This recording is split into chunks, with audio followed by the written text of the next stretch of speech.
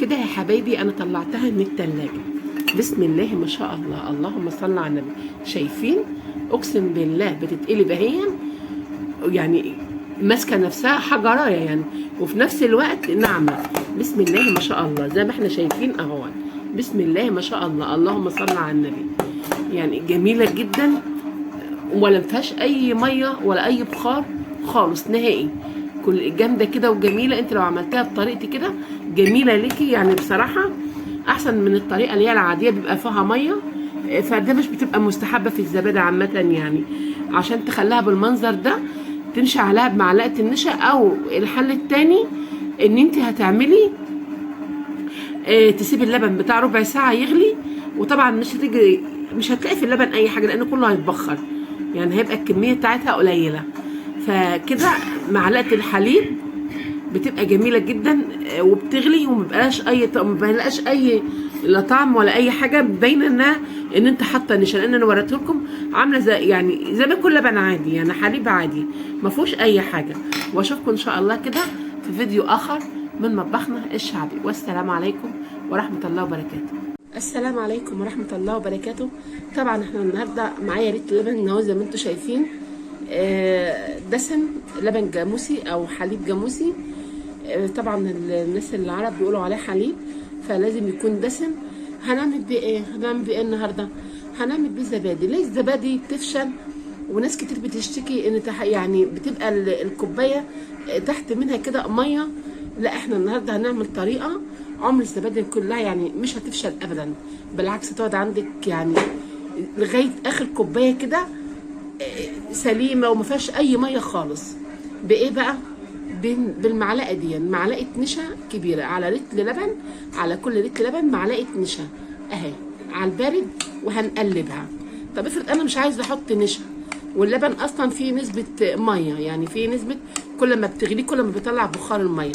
لو انت مش عايزه تحطي النشا هنقوم نعمل ايه بقى؟ هنسيب اللبن بتاع حوالي ربع ساعه عقبال ما يتبخر فيه نسبه الميه كلها، وبرده اللبن هيقل كده، بيقل اللبن. لا احنا عايزين نعمله ايه من غير ما يقل كده ببركته كده؟ هنعمل ايه؟ بتاعت معلقه نشا. يعني انا بجربها واول مره اصورها معاكم في القناه، بجربها على طول لبيتي. معلقه النشا احنا بنقلبها كده جامد اهي، لازم تقلبيها كده جامد. وبعد كده هنغليه على البوتاجاز، ومش هيتربط، هيبقى بالعكس هيبقى عامل زي رضعه الطفل كده، جميله جدا. ليه؟ طب ما احنا وليه ما نحطهوش ني؟ لا، لو حطيتي النشا ني وكده بقى ايه حطينا الزبادي والحاجات دي، طعم النشا هيكون باين في اللبن. انا مش عايزه طعم النشا يكون باين في اللبن، فهناخده هنغليه وهنقلبه.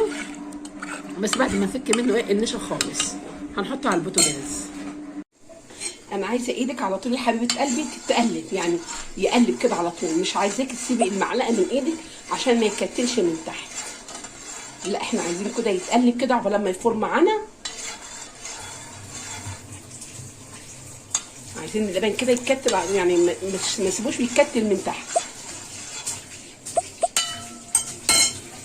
طبعا احنا غليناه ولا كأن فيه نشا، زي ما احنا شايفين اهو لبن طبيعي خالص اهو، كأن رضعة عيل طفل صغير، ما فيهوش اي نشا خالص اهو، مش باين فيه لا كتل ولا كتاكيت ولا اي حاجه. طلعنا الميه الزايده اللي فيه وهنسيبه يبرد. طبعا هنا الصينيه هي زي ما احنا شايفينها. طبعا ايه الليمونه دي؟ لا عشان لما نيجي نحط الميه السخنه ما تسودش الالومنيا وكده يعني، فلازم تعصري ليمونه تحت. الكوبايه اهي تكون ناشفه اهما. هنا طبعا انا عندي زبديه طبعا كانت بايته عندي، طبعا مش عايزين فيها ميه، هي فيها ميه هي، لا هنصفيها كده، هنصفيها اهي زي ما احنا شايفين كده، هنصفيها. وهنا ناخد مغرفه لبن وهنحطها عليها اهي وهنقلب. عايزين نحط ايدينا كده في اللبن كانها دمعه عين، يعني مش عايزين اللبن سخن، لا عايزينه كدمعه العين. يعني شايفه دمعه العين كده وهي بتنزل كده، الدفى بتاعها هو ده. وهنقلبها مع مغرفه اللبن دي تقليب حلو. الزبديه دي اكيد كانت بايته عندي. بعد كده انت ممكن تبقي تعيني كوبايه تعمليها خميره للزبادي كده، بنقلبها قوي حلو قوي. عشان ما تتكتلش معانا. مش عايزه تعملي معلقه النشا براحتك، بس اللبن هتغليه بتاع ربع ساعه عشان ان كان في ميه بتتبخر وتطلع. طبعا بيقل من اللبن. طب وليه نقل من اللبن بتاعنا؟ لا، طب ما احنا نحط عليه معلقه الزبادي. والله ما هي باينه، اقسم بالله زي ما احنا شايفين كده ما هيش باينه خالص. طبعا لو انت حابه تحطي معلقه سكر على الزبادي ممكن، مش حابه حسب رغبتك، وحسب برده نوعيه الزبديه الخميره اللي انت هتحطها فيها. انا بحب اجيب الزبديه اللي هي البلدي، بس بالطريقه دي مش هتشتكي تاني ان في الزبادي فيها ميه، بيبقى فيها تركزات ميه من تحت. لا، احنا مش عايزينها كده، عايزينها تطلع كده حلوه كويسه ناشفه جميله، في نفس الوقت طريه لما تيجي تاكلها بالمعلقه. فهنمشي خطوه خطوه كده، بنقلب الاول كده مع بعض الاول لغايه لما الزبادي تتفك اهي مع اللبن. بسم الله ما شاء الله. طبعا احنا كده ضربنا الخليط اهو بالمعلقه. اعملها سهل جدا، بس اهم حاجه تمشي مع الخطوات واحده بواحده. هي على كل رتل معلقه نشا، يعني على كل، لو انت هتعملي الاثنين لبن زبادي يبقى تحطي معلقتين نشا زي ما احنا شايفين كده. هنعمل بقى بعد كده؟ هنقوم دلقينها اهي، كبنها على خلطه اللبن، وهنقلب. التقليب اهم حاجه.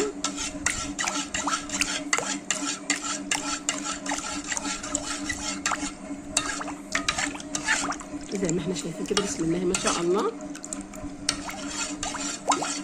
سهله جدا والله، سهله جدا.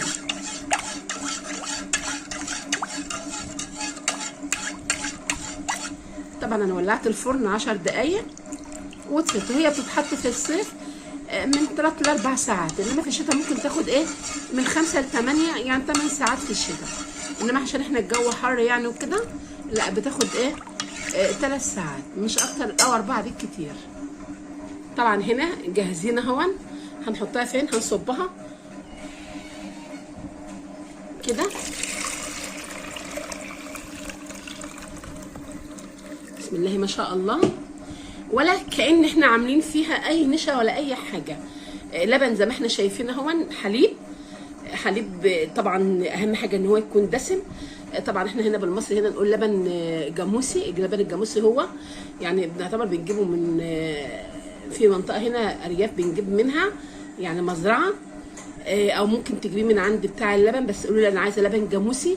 طبعا احنا هنا عندنا حته يعني بيبيعوا فيها الارياف اللي على دماغنا. طبعا الناس الارياف على دماغنا بيبيعوا فيها اللبن اللي هو اللبن الفلاحي دون، بيبقى جميل جدا، تاخديه وانت مطمنه منهم. او مثلا ان كنت واثقه في بتاع يعني لبن وكده، اللي هو المحلات الالبان، بتقولوا انا عايزه لبن جاموسي، او مثلا عايزه حليب جاموسي. فبيبقى ده طبعا بيبقى دسم وبيبقى جميل جدا. انما احنا زي ما احنا شايفين كده عامل زي رضعه الطفل، ما فيهوش اي حاجه خالص. كده هنعمل بقى؟ هنعمل هنصبه بقى في الكوبايات. بسم الله الرحمن الرحيم. ولا اي تكتلات فيه.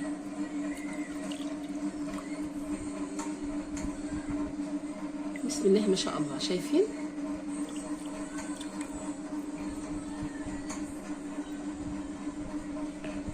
الوقت احنا عارفين ان الزبادي غلت جدا، فيعني ليه انت ما تعملهاش في بيتك؟ طبعا زي ما احنا شايفين كده عملت كوبايتين 4 5 6 كوبايات. عملت 6 كوبايات. طبعا احنا عارفين الزبادي الايام دي كل حاجه غلت، يعني مش الزبادي بس. فانت يعني العلبه اللي انا كنت حاطاها اللي انا حطاها دي ب 8 جنيه، فاحنا ما بنعملهاش في بيتنا وبتبقى انضف وبتبقى جميله جدا. حتى مهما بتجيبها من عند برده الراجل زي ما احنا شفنا كده بنصفي منها الميه بتاعتها برده، يعني بيبقى برده داخلها ميه. لا انت ممكن تعمليها بايدك ومش مش هتطلعي منها اي ميه خالص، تبقى جميله جدا وهتبقى ناشفه معاك، وهتبقى يعني هتبقى زي الحجره معاكي، تبقى جميله. وبالعكس لما تيجي تاكلها بالمعلقه تبقى طريه في بقك وحلوه.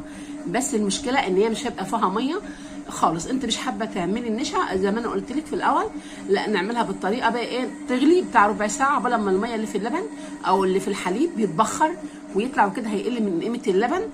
طبعا هيتبخر كله، يعني هيبقى مش فاضل فيه اي حاجه، الحبه صغيره. طب وليه؟ طب ما احنا لا نعمل الطريقه دي، وزي ما انا وريتها لك والله النشا زي ما احنا شايفين كده، لبن مش يعني لا تقيل ولا كترات ولا اي حاجه، لا ولا كانك حاطه معلقه نشا اصلا يعني. بس انت تحضري كده معلقه النشا وهتغليه كانك بتغلي الحليب. وايدك في التقليب عشان ما يعملش تكتلات، ايدك في التقليب على طول يعني، ما تسيبيش المعلقه من ايدك وانت تقلبي على طول. بعد كده الخطوه الجايه هنعمل بيها ايه؟ هقول لكم الخطوه الجايه هنعملها ايه. طبعا انا عندي ميه سخنه، مش سخنه قوي يعني ولا سعانه قوي، في المعقول. وهنعمل ايه بس؟ حاسبه ايه تنزل على الزبادي ميه، لا دي كده من الجنب كده زي ما احنا شايفين كده، بسم الله ما شاء الله. ويا جماعه لو انتوا بتعملوا الزبادي في ألمونيا يعني في صينيه زي ما انا عاملاها كده، لازم تعملي الليمونه علشان بس ايه الألمونيا ما تسودش معاكي من الميه السخنه. بسم الله ما شاء الله زي ما احنا شايفين كده. طبعا انا مولعه الفرن،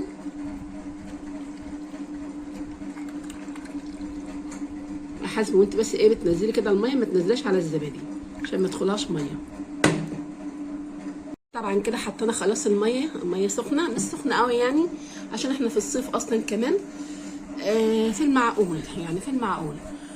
كده الخطوه اللي بعد كده ايه؟ طبعا انا ولعت الفرن، ولازم يعني خلاص هو 10 دقايق كده وتطفيه وتفتحي الفرن يتهوى شويه عشان ما يبقاش سخن جدا، لان احنا في الصيف يعني، احنا في الصيف.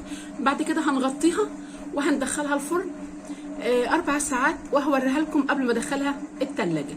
تغطيها باي حاجه معقمه عندك، بستريتش، باي حاجه اللي هو الورق الاستريتش دون، او مثلا فوطه معقمه ما يكونش يعني، تكون نظيفه كده ومعقمه حلوه، وهتعمليها بيها وهوريها لكم ان شاء الله بعد ما اطلعها من الفرن باذن الله. انا كده طلعتها من الفرن بسم الله ما شاء الله زي ما احنا شايفين كده. هدخلها بس التلاجة ساعتين واوريها لكم.